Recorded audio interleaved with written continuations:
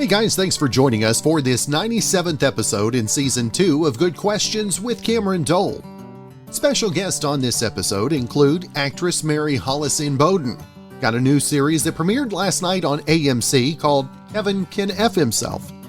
We'll also visit with writer and producer David Black. Got a new book we'll be talking about, Ripped Apart, Living Misdiagnosed. And we'll also visit with chef and cook Sabin Lomac. Got a new series, Grill of Victory, which premieres tonight on Food Network. Of course, if you would, please take the time to subscribe, comment, leave some feedback, check out the shop, and share with your friends. Now, the problem with tattoos is that they're basically forever, and what might be cool in the moment may not be cool in the future. And even in the moment, what may be cool in one area may seem strange in another. Well, someone crunched the data and put together a list of tattoos that each state gets more than any other. And here are some states with some interesting tastes. Like Arizona, they get Shia LaBeouf tattoos. Yeah, he's not even from Arizona. Wyoming, they're getting coronavirus tattoos, and Maine, they're also getting COVID tattoos. Washington gets fly tattoos, and Georgia gets dolphins. Now Kentucky gets Disney characters. Now some states are known for their placement. Utah gets tattoo eyeliner, while Nebraska gets finger tattoos. New Mexico gets more fake tattoos, and I'm assuming those are temporary tats, not the word fake, actually tattooed. Now there are also political tattoos which seem unlikely to age well. Now Michigan gets Biden, Mississippi gets Trump, and Pennsylvania gets Bernie. Now Zibia.com has the map of every state. They used local Google searches for a good portion of their data, so some states' results are tainted by the names of tattoo shops, like White Whale Tattoo in Ohio. A new series that premiered last night on AMC, Kevin Can Bleep Himself. We've got Mary Hollis on with us today. And Mary Hollis, always good to visit with you, my friend. Thank you so much. You're in Oklahoma? Yes, ma'am. You're in Oklahoma? I'm from Arkansas originally. We won't hold that against you. I feel like we're... No, I bring that up because in Kevin Can F Himself, I'm sorry, funny title, kind of hard for people to say. I bring that up because it actually takes place in Worcester, Massachusetts, and the accent was incredibly hard to learn. But I hope I got it down. We had our 2-hour series premiere last night, and gosh, we just had a great time making the show in the middle of a pandemic. And I think the response has been pretty good. Now, Mary Hollis, what's it like this time around? New release? I mean, what can you compare this to? Is there anything you can compare it to? I can't. I mean, when I talk about the show, it's what we call genre bending. So we take two genres and we stick them into the same, 1-hour television show. And what I mean by that is there's, we call it a multicam, a sitcom. You grew up watching them.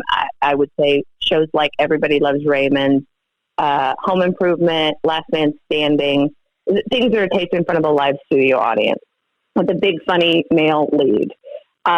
It is not about that male lead. Kevin Can F Himself explores the life of his wife, Allison, who's constantly put up with his antics and tried to keep the house from burning down. And she kind of designs this life on the outside of Kevin's universe. And it's pretty wild, the lengths she'll go to make her dreams come true. Now, you talked about the challenge of working on an accent. How hard is it to master that skill, if you will? Oh my gosh. As soon as I finally learn it, I'll call you back and let you know.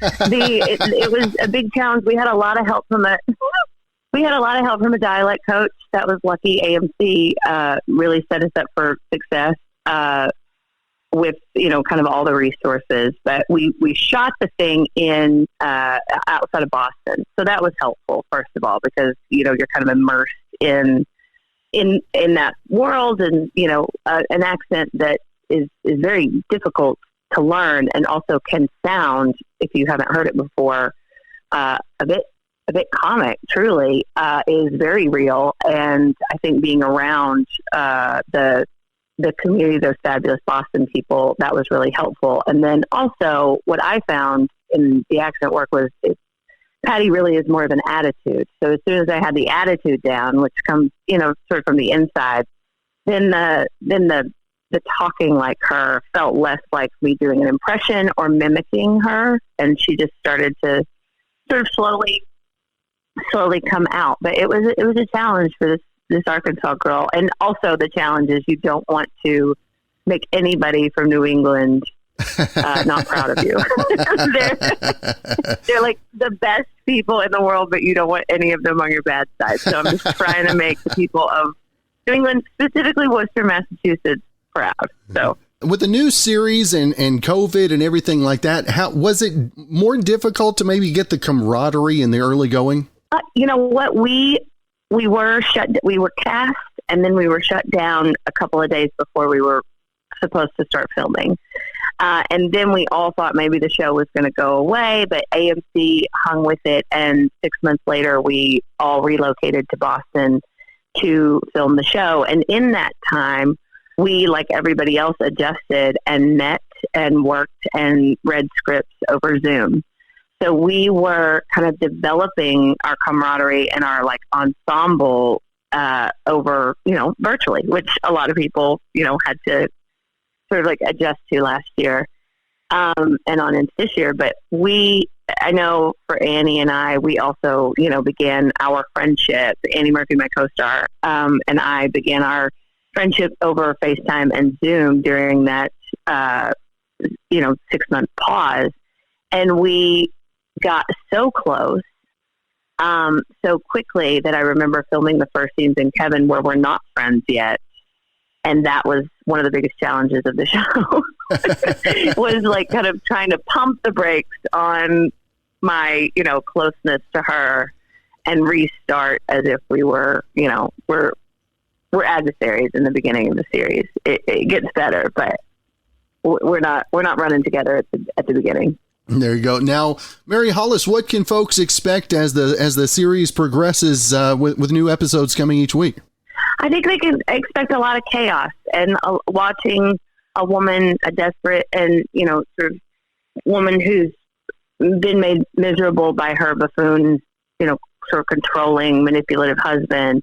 I think that they can expect her world to become very, very chaotic as she makes a lot of bad decisions to change that world. And in chaos, there's always humor because, when things start exploding around you and you have to react to them, I think that's what they'll see. They'll also see the story of a female friendship, which is, Kevin is about a toxic relationship, a toxic marriage, but it's also about how when girls band together, they can really make anything happen. And sometimes the outcome is not good.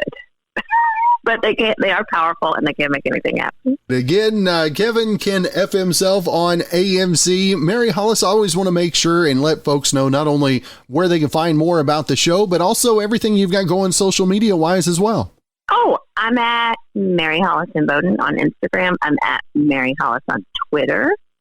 And I would love to hear from some of your audience members. Well, that's awesome. And Mary Hollis, again, thank you so much for taking the time out of your schedule. Looking forward to the continuation of the series, and hopefully we can catch up again real soon, my friend. Thank you, Cameron. Nice talking to you. Well, holding your breath is free, so this is definitely more expensive. But if it really does work, it might be worth it. Scientists say they finally have come up with a product that cures the hiccups. Now, it's an L-shaped straw called the Hickaway that launched on Kickstarter a year ago, and a new study found that it works 92% of the time. Now, 2 holes at the bottom of the straw create a small amount of pressure when you drink water through it, and that pressure repositions your diaphragm just enough to stop hiccups immediately. You can get one on Amazon for $15. You know him from some television shows that he's produced and written, some books, and that's what we're going to talk about today. Got a brand new book available tomorrow called Ripped Apart, Living Misdiagnosed. And David Black on the line with us. And first off, David, appreciate you taking the time. Well, I'm delighted to be here. Now, tell us where the idea, where the information came to you, I guess I should say, ripped apart, living misdiagnosed, and how it came to be for you on the writing side, if you will. A mutual friend, an actor-director who I know, was filming in Baltimore, and he met Carol Stern, who was the subject of my book. Her husband was misdiagnosed. They took out virtually all of his intestines. He had only 14 inches left. And for 4 years, he had his internal organs on the outside of his body. Now, twice I talked to Carol, the widow, who I didn't realize doesn't take no for an answer. And I thought, well, after the verdict, the verdict is pretty perfect as a narrative about malpractice suits. So I turned it down twice, even though the material was interesting. And then the third time Carol called me, I realized, I get it. This is a love story that reveals not only how the American healthcare system doesn't work, but it's a love story that defied death. Carol told Gary, I'm not going to let you go until you're ready. And he said, I'm not going to be ready till you're taken care of. And they won a $28 million lawsuit, one of the largest in the country for individuals. And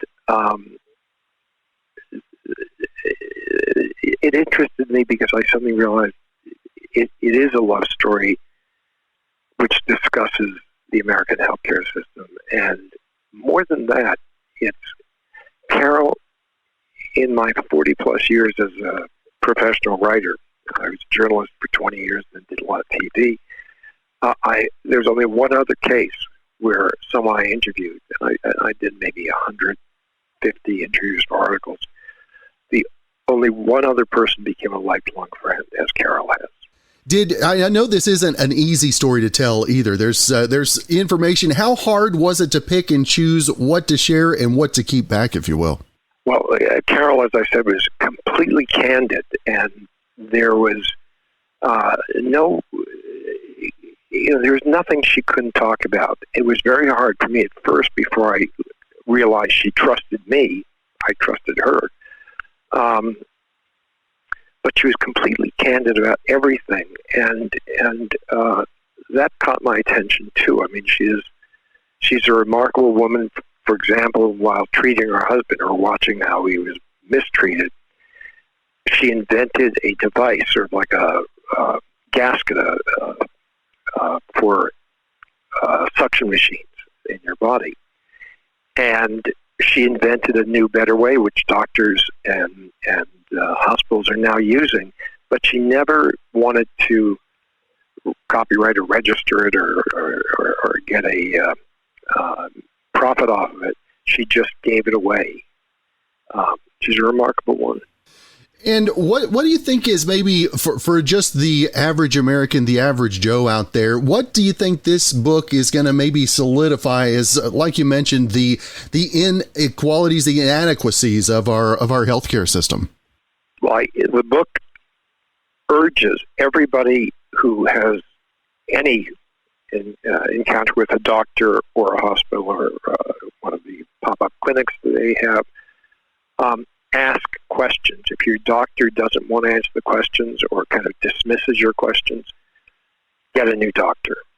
A good doctor will explain repeatedly until you understand. And it always strikes me as amazing. I did a piece when I was a journalist where I followed a medical student, third-year medical student, around for his third year. Whenever he was on, I was on. And the three things that struck me: one is, if you're a doctor, you're exhausted. If you're going to have an operation, have it at the beginning of a doctor's shift. And two, ask questions. And three, don't be afraid to be a pain in the butt, because no one knows your body or your spouse's body, your partner's body, better than you or they. And when I did this article, it just the absolute exhaustion, the lack of any kind of serious effort to teach medical ethics, And it also sort of was a rally to arms. It was a time when behavioral medicine, mind-body stuff was just starting. So I had a little bit of background in science reporting and science narratives, but I flunked science. And so my advantage as a journalist is I would keep asking questions until I got an answer I could understand. And I think that's what people have to take away from this book. It's okay to demand that the doctor explain everything to you and that the doctor is listening. That's right. And again, the book available tomorrow, Ripped Apart, Living Misdiagnosed. And David, I want to make sure and let our listeners know where they can find not only more information about the book, but everything else that you've got going on as well, sir. Well, the best thing, the book is available on Amazon, Barnes & Noble. It should be in stores starting tomorrow. Bookstores in New York and California at least have opened up. I think pretty much, there's going to be more. Probably Amazon will still get the bulk of the people who sort of drifted away from bookstores because they were closed. Mm-hmm. We're working on a limited series, mini-series, based on Carol and Gary's experiences. And I've got another couple of TV shows out there, and I just finished another novel. And yes, it's a lot of work, but I've been locked down for a long time. That's right. Well, David, I truly appreciate you taking some time out of your schedule, spending some time with us. I wish you the best of weeks, and happy release day tomorrow as well. Thank you. Amazon Prime Day is today and tomorrow, so a lot of stuff is on sale. But there might not be quite as many deals on niche products this year because a lot of small businesses that sell through Amazon just can't afford it. Around 60% of the stuff that we buy on Amazon comes from third-party sellers, and a lot of them don't have the same deep discounts as usual. Partly because costs are up from the pandemic and they don't have as much overstock, so profit margins are tighter. For the past 2 weeks, Amazon has been offering $10 in credit if people spend $10 on select products from small businesses, so hopefully that'll help a little bit.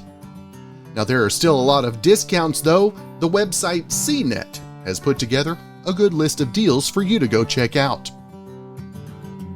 You might know him from hosting on Food Truck Rehab. Got a new show that's going to premiere called Grill of Victory. And we've got Sabin Lomac on the line with us. And first off, Sabin, appreciate you taking some time, brother.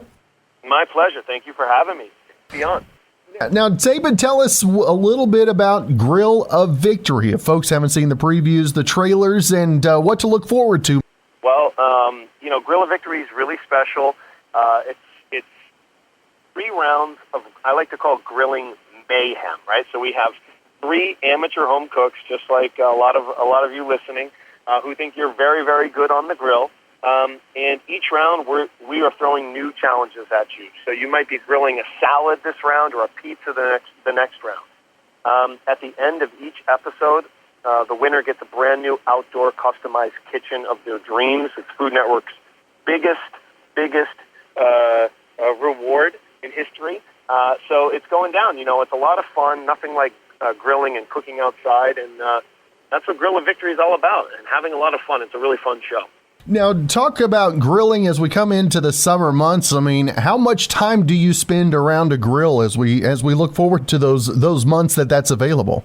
Yeah, great question. I mean, me personally, I like to get outside and cook on the grill as much as possible. I think, just simply being outside as opposed to being in the kitchen automatically makes you feel a little more relaxed. So, we try to do it a lot. This show kind of inspires you to try things and delve out of what is your normal. So whether you're making a garnish of a peach that's grilled to put on top of salmon, or like I said, even cooking up something for a salad, components to put on a salad, things like that. I think this show will actually get your creative juices flowing. But me personally, I like to be on the grill as much as possible. Usually is accompanied by like a cold beer too. Always good. It's the perfect side item to go along with that. Now, Sabin, this last year we've had so much time to kind of rethink the way we do things. There any new inspirations on the grill that you've tried out that maybe surprised you?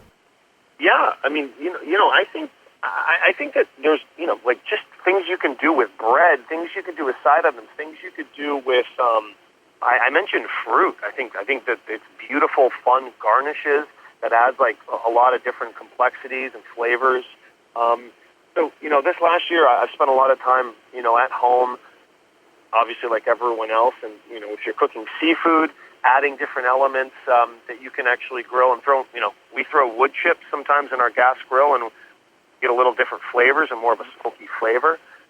So, I think more so for people at home that have the time and that watch this show, it's just getting out of your norm. It's just not doing the burgers and the hot dogs anymore. And I'll give you the other day, I made breakfast for my wife on the grill. I put a cast iron skillet down, some onions and some peppers, cracked some eggs, put some bread down, threw some rosemary on it, and we cooked on the grill.